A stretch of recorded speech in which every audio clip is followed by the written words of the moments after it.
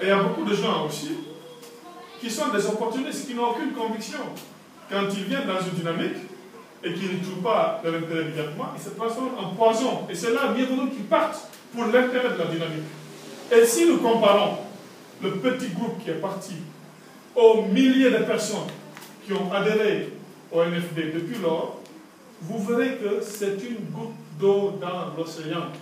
NFD aujourd'hui, je vous assure, est plus fort que jamais.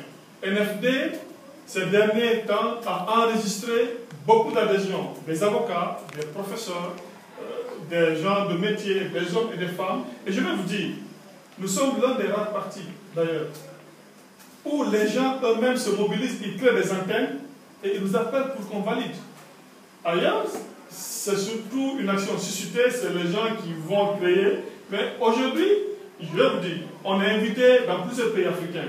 On est invité au Togo, on est invité au Bénin, on est invité à Mozambique. J'ai eu tort de ramener le débat au niveau des NFT. On est invité dans beaucoup d'autres pays européens pour aller valider, s'il vous plaît, pour aller valider des antennes que les Guinéens ont mises en place.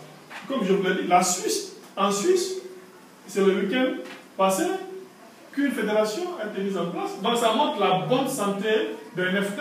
Ça montre, et en plus nous avons une tournée nationale que nous allons faire pour aller renforcer le parti à la base et pour montrer que NFD est l'un des grands partis et qui se positionne aujourd'hui comme une alternative crédible pour faire avancer la Guinée.